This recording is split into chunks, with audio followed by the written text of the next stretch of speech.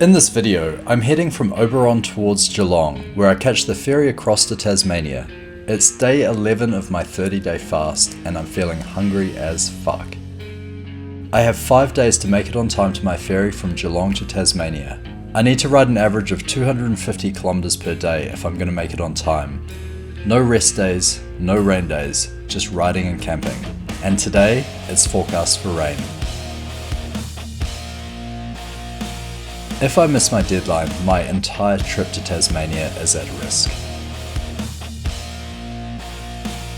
I've decided to apply the concept of Amor Fati and leave the journey planning in the hands of AI.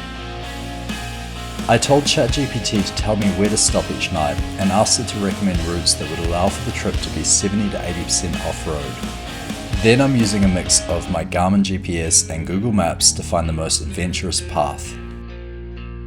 Tonight, my loose plan is to camp near Tumut. Although I don't know exactly where I'll stay, it all depends on the weather and where my tech takes me. I have completely ceded control, doing none of my own research. The Stoics have a concept for this, Amor Fati, a love of fate. Amor Fati is the Stoic practice of not just accepting, but actively loving everything that happens to you. The good, the bad, and the brutal. Treating every obstacle as essential fuel for your growth. This journey to Tumut isn't just about surviving the rain or the hunger. It's about taking everything the road throws at me and choosing to love every miserable, beautiful second of it. Let's ride.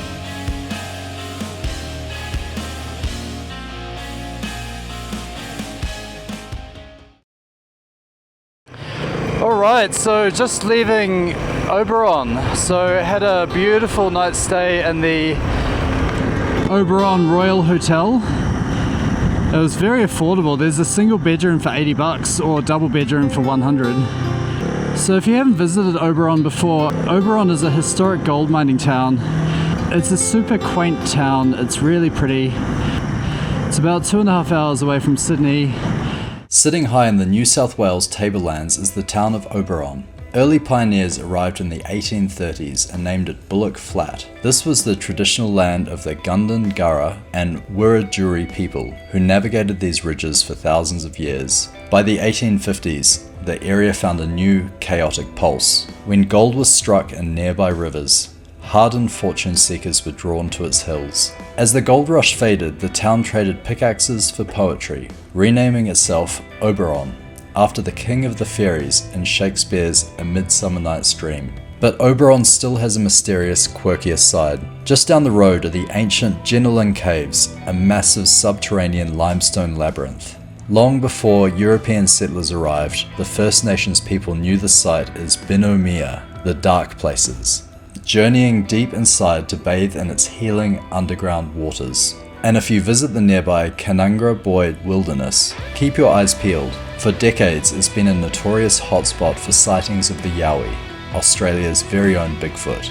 This is Oberon, beautiful, historic, and a little bit wild.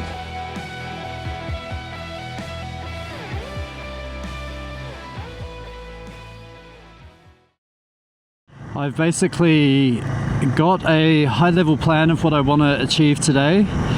So I'm going to a town called Tumut. It's about 4.5–5 hours away. The way I'm going to navigate, I'm going to be testing out what hardcore adventure tracks are like according to Garmin. So hopefully this doesn't steer me into trouble. I guess I want to make it easy. I want to get from A to B, and I don't have the time, expertise, or even know how to find where these reliable roads are. It's a fine balance with adventure motorcycling because you want mostly off-road, but you don't want to have a massive risk of death. It's a balance as an adventure motorcyclist because you do want that off-road, that sweet, sweet off-road. You also want to make sure that it is within your skill capability, and if it's not, then you probably shouldn't be on it. This is a phenomenal road.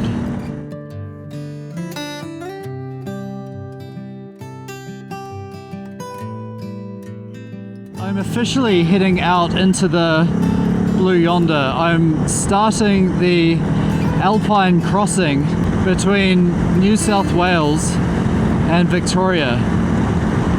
And I'm really excited about it. I've never done this specific crossing.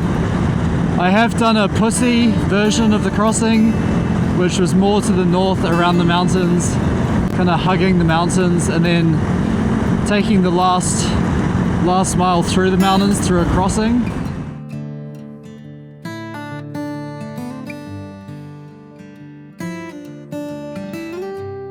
So I think this is all a state forest. It's all pine trees. Oberon is specifically really famous for mushroom picking. So if you get the opportunity to come to Oberon, it's around late spring, early winter. It's got to have the exact right conditions, but there's some amazing edible mushrooms to be picked here. For food, of course, for food.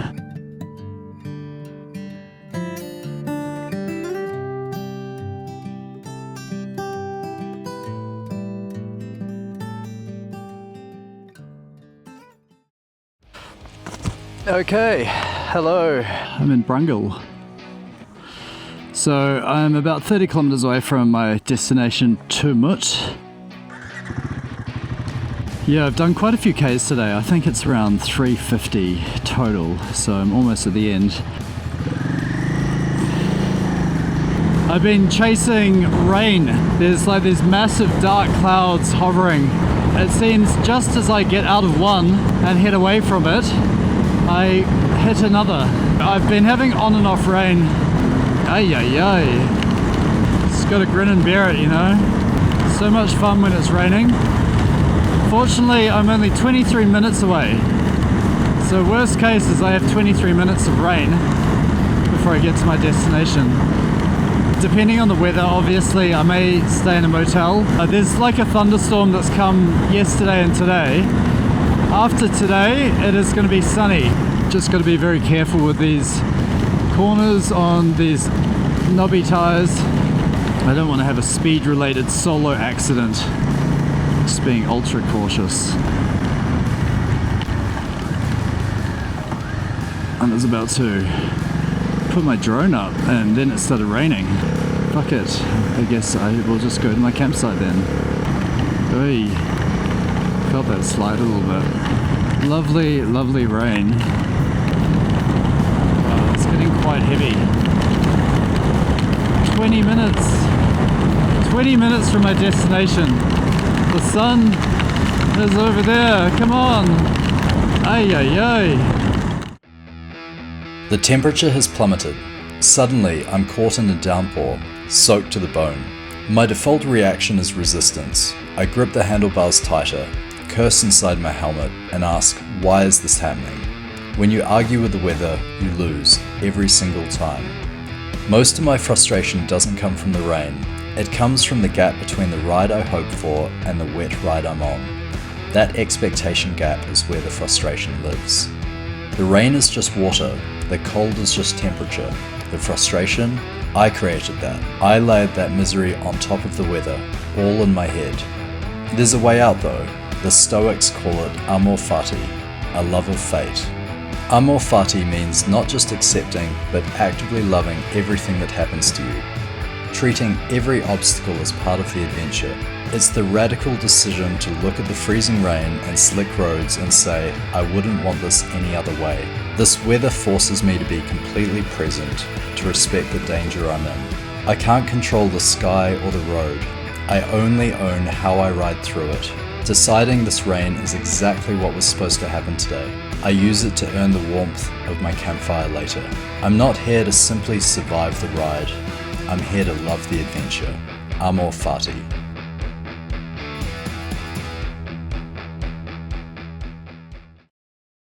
Thank God for this cruise control. It's been amazing all day, just chilling out on long straights like this.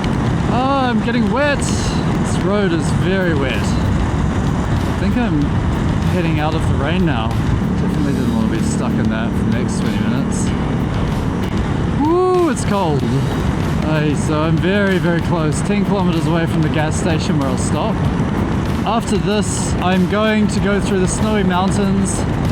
There's a few different dirt tracks. There's the Alpine Way, which is Tarsil, in case I can't handle it. Oh, great. Tumut is coming just to the right time. I'm almost out of gas. There was a gas station at the last place, but I thought I'd make it, so that's all good. 18 minutes. Feels like I'm almost here. Oh, stinky fucking cows, man. So I'm gonna stop, get some gas at Tumut. Then I'm gonna check the weather in Tumut and see if it's going to chill out. I checked this morning and it said it was going to be raining for little patches, but it was generally fine. However, things can always change. I've really had to push my rear brake today. I've definitely activated the ABS a bunch of times. Be safer, Robin, be safer. No more using the ABS. Without the ABS though, oh shit, I would have been a goner. Oh wow, this looks like a massive place.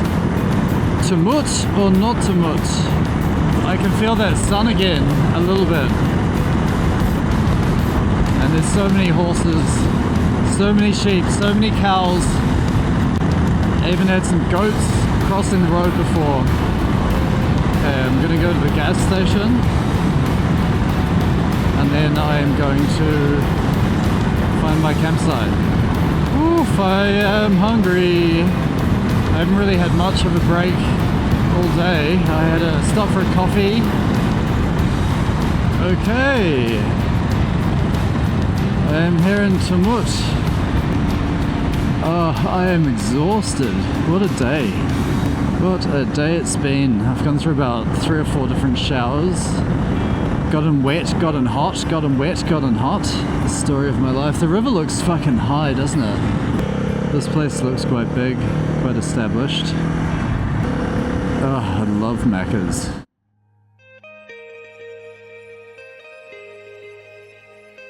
There is a specific kind of cold that sets in when you've been riding through rain on an empty stomach. During a fast, you don't just feel the weather, it sinks into your bones. Pulling into Tumut, I was soaked, freezing, and running entirely on fumes. But that's the reality of the road. You don't get to fast forward through the miserable parts. I pulled in for gas. I noticed the irony of pouring fuel into my bike when I haven't consumed a single calorie in almost 2 weeks. I'm running on something else. I'm running on Amor Fati. The rain, the chill, the exhaustion. I swallow my emotions and use it to keep moving.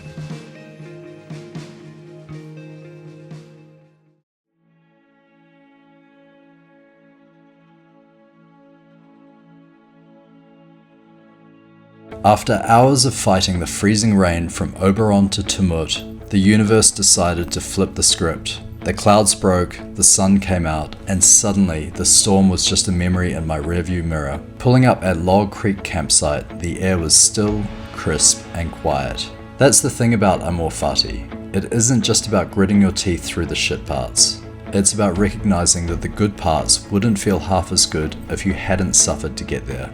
If I had quit when the rain was coming down sideways, I wouldn't be here, on the banks of the Tumut River, feeling the sun dry out my gear. The storm was the price for this exact moment. You take the rain, you take the clear skies, and you love them both exactly the same.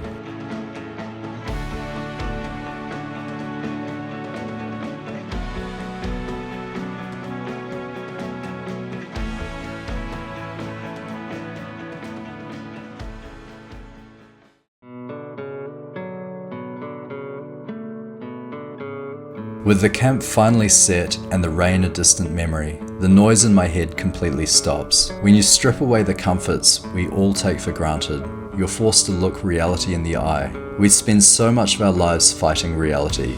We cling to the plan, to the career, or how the day was supposed to go. Amor Fati is the radical act of dropping the expectation. It's looking at the struggle and refusing to wish for an easier route. You realize that the obstacle isn't blocking your way. The obstacle is the way. The rain was necessary to make the sunlight feel like a reward. The empty stomach was necessary to make the mind sharp. Friction you experience is just fuel in the fire. You don't just tolerate the hard miles. You don't just survive the struggle. You embrace it. You take the good, the bad, and the brutal, and you use it all. Love the ride, love your fate, Amor Fati. Hey gents, I've arrived at my campsite tonight. I'm staying near Tumut. Today I drove from Oberon, where I stayed last night in a pub hotel, the Oberon Royal Hotel, and I'm staying about 20 kilometers south of Tumut on, I believe it's Tumut River. It's in a New South Wales camping spot. Once I found it, checked it was okay, then I just went online and made the booking. So yeah, that was pretty straightforward, $6 for the night, which is great, I can't complain. It's got a fireplace, picnic table, it's got a toilet, and lots of flat area and many spots to choose from. So highly recommend this campsite. Tomorrow I'm planning to go down to Omeo. I'm not sure how to say it, I guess I'll find out. So I'm going to go down to Omeo. I am going to, again, setting the Garmin GPS to take me on the most adventurous route. Hopefully going to get some off-road dirt trails, but I'm not sure. It's all good. I've been using the Garmin InReach to check in with my family. I'm doing a check-in at the start of my trip and a check-out, and then I can message them, so that's been really awesome. The weather today has been a bit on and off. It's been quite hot, but there's also been a thunderstorm. So I've been caught in about 4 different showers, including one hailstorm. Yeah, that was pretty gnarly. But yeah, overall it was a great drive. I used the Garmin Zumo GPS to give me the most adventurous route from Oberon to Tumut. None of it was off-road, 0% of it was off-road. It was all on-road, but it was farm roads, so it was actually really enjoyable just to cruise around windy farm roads with no other cars on them. It was a very quiet drive today. Tomorrow morning I'm going to try to get an early start. I have just checked the weather and it says it's going to rain from 12 p.m. onwards, but if I get out of here by say 8 a.m. I have a good 4 hours of riding before the rain hits, and I can also figure out what I'm doing in the next town. Day 11 of my fast. I feel pretty good. I'm not hungry. There was one point today when I was riding where I was like, I'm really hungry. But outside of that, it doesn't really hit me that often. I don't feel hungry very often. I actually feel really good. I've got high energy. I think I'm very happy with how I feel, and I feel committed. I'm going to continue the fast. I don't see any reason to stop just yet. I feel like still got a long way to go. It's 11 days out of 30, just over a third of the way. By day 20, that's when shit will get serious, and then day 30, I should be right at the tail end of my trip at day 30. So overall, feeling really good, feeling really positive, really happy, doing some hard yards on the bike at the moment. I can't imagine having food, to be honest, like having to bring it all and pack and plan and think, and every day you'd be having food. I guess I'd probably just be going to the local bakeries in the towns I pass through and getting food. It's freeing not eating, it's freeing. You're not tied or attached to the next meal, you don't think about it, you're not waiting for food.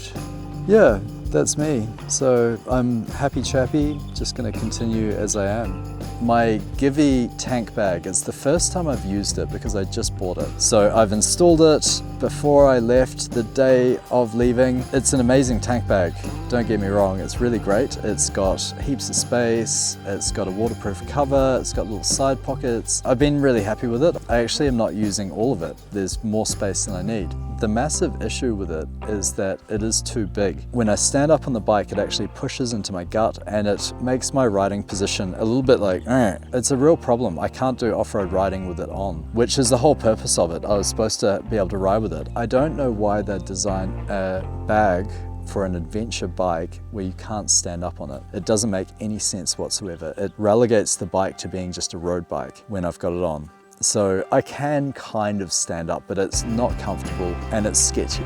I don't think I'm going to take this bag to Tasmania because I do want to do a lot of off-road riding. I'll probably leave that bag in Melbourne and then just deal without a bag. I could also look to go buy a new Givi bag that will attach to the same tank ring. I just need to get a much smaller one. I think that's my mistake.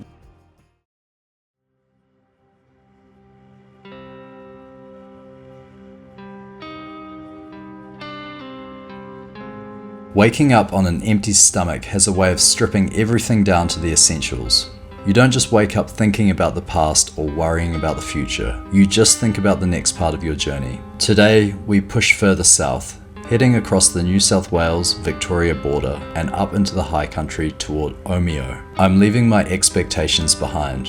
Whatever the mountains decide to throw at me, winding roads, heavy wind, clear skies, or more rain, it doesn't matter. It's just part of the adventure. We don't ask for an easy ride. We don't negotiate the weather. We just point the tires and take what the road gives us. I'll see you in Omeo.